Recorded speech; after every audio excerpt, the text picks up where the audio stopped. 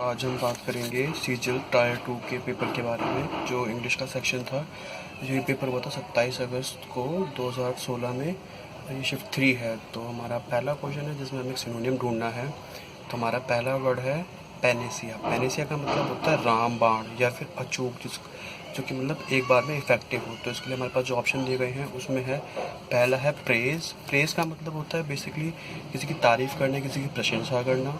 Second एक हमारे पास option दिया गया पॉइजन। पॉइजन का मतलब है जहर, ठीक है। एक है एम्ब्रोसिया। एम्ब्रोसिया मतलब होता है मधुर, मीठा या शहद। और हमारे पास एक ऑप्शन है क्योर ऑल। क्योर ऑल का मतलब होता है रामबाण। तो पैनेसिया और क्योर ऑल का मतलब दोनों का मतलब रामबाण होता है। तो हमारे फर्स्ट का आंसर हो गया ऑप्शन बी।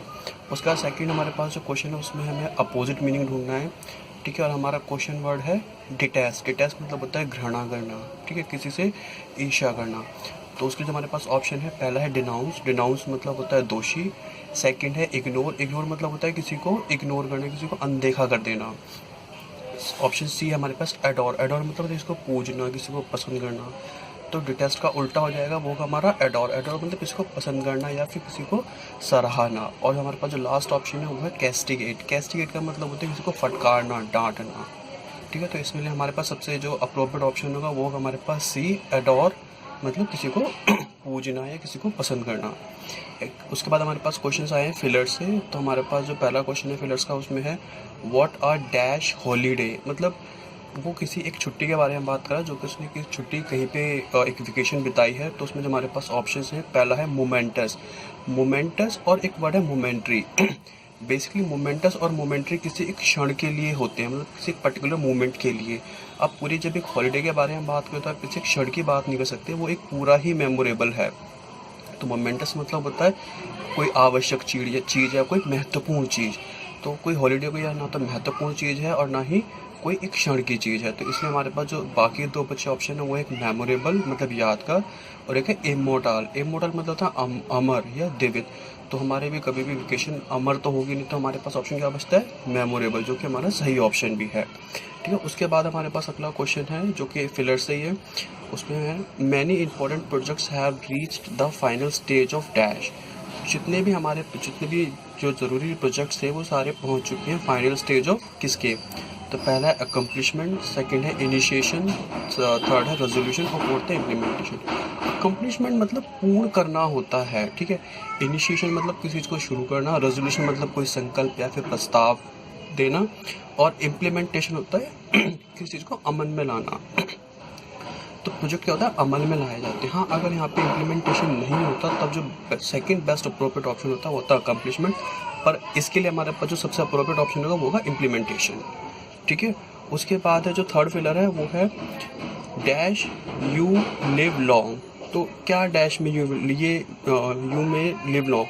तो नॉर्मली जब भी हम बोलते हैं तो हमेशा बोलते हैं may you live long, because हम उस चीज़ की कामना कर रहे हैं। माइट, शैल और शुड मतलब होना चाहिए, माइट हो सकता है। तो इसलिए हमारा सबसे अप्रोप्रिएट ऑप्शन होगा वो होगा मे, क्योंकि हम उस चीज़ की कामना करें और अभी तक पूरी ही नहीं है, हम ये विश करते हैं, ठीक है। उसके बाद हमारे पास अगला क्वेश्चन है ईडियम एंड फ्रेजेस से। तो ये तो भाई बहुत आसान सा है, caught red handed. Caught handed मतलब आप कोई कुछ गलत काम करे और वो पकड़े गए हैं, ठीक है। तो जो ऑप्शन है वो है कॉट बाय मिस्टेक, मतलब गलती से पकड़ा गया, वो भी नहीं है, ठीक है। उसके बाद है कॉट बाय रेड हैंकरचिफ, ये भी नहीं है। फाउंड वाउंडेड, ये भी नहीं है। Discovered in act of doing, मतलब कुछ काम करते हुए पकड़े गए, तो इसका अप्रोप्रिएट ऑप्शन होगा डी। उसके बाद है नेक्स्ट हमारे पास है गेट क्रशर। गेट क्रशर मतलब होता है अनइनवाइटेड गेस्ट, ठीक है। तो इसमें जो हमारा ऑप्शन है वो है सी, अनइनवाइटेड गेस्ट। उसके बाद उसके बाद हमारे पास अगला क्वेश्चन है to angle. To angle basically use होता है टू फिश के लिए, ठीक है। अब बाकी में देखें, to measure the river breadth, to fish the net, sit and watch river. तो इसमें से कोई भी ऑप्शन अप्रोप्रिएट नहीं है। टू एंगल का ही मीनिंग जो है वो है टू फिश। उसके बाद हमारा जो अगला है वो है favouritism shown by a person in power of his relative, मतलब अपने रिश्तेदारों के लिए दिखाई गई किसी बंदे का फेवर। मतलब कोई बंदा पोजीशन पे है, कोई बंदा कोई अधिकारी है और वो अपने रिलेटिव्स को लेके कोई फेवर दिखाता है, बोलता है कि इससे ये मेरे मामा चाचा का लड़का और मैं इसको नौकरी दे दूँ, तो वो कहलाता है नेपोटिज्म। फॉर्मलिज्म होता है रीतिवाद, जो चीज़ पहले से चलती हुई आ रही है, ठीक है। रेड टैपिज्म भी नहीं होगा। ब्यूरोक्रेसी मतलब नौकरशाही, जो ये एक नौकरशाही का भी वो नहीं है, इसमें है नेपोटिज्म मतलब भाईवाद या पक्षपात करना भाई बंधु के बेसिस पे। तो इसका ऑप्शन हमारा सी है। उसके बाद जो हमारा अगला क्वेश्चन है, अ round about way of expression. A round about way of expression मतलब घुमा फिरा के बात करना। तो इसमें जो ऑप्शन दिए गए हैं वो है वर्बोसिटी मतलब शब्द बहुबलता, किसी की वोकैबुलरी बहुत स्ट्रॉन्ग है या कोई बहुत अच्छे से बोलता है, किसी के वर्ड बहुत ज़्यादा स्ट्रॉन्ग है, तो ये वो भी नहीं है। टॉकेटेटिवनेस मतलब बहुत ज़्यादा बात करने की क्षमता या आदत, तो इसका ऑप्शन वो भी नहीं है। उसके बाद है लोकेशियस सरकोल, ये हमारा इसका मतलब होता है घुमा फिरा कर बोलना, किसी को सीधा ना बोलना। तो इसका हमारा ऑप्शन होगा ऑप्शन सी। एक होता है लोकेशियस मतलब होता है बात होनी, जो बहुत ज़्यादा बात करे। तो हमारा इसका ये बहुत ज़्यादा बात करने के लिए नहीं है कि घुमा फिरा के कितना बोला गया है। उसके बाद हमारा अगला है सूटेबल फॉर यंग पर्सन, मतलब जो सिर्फ यंग लोगों के लिए ही हो।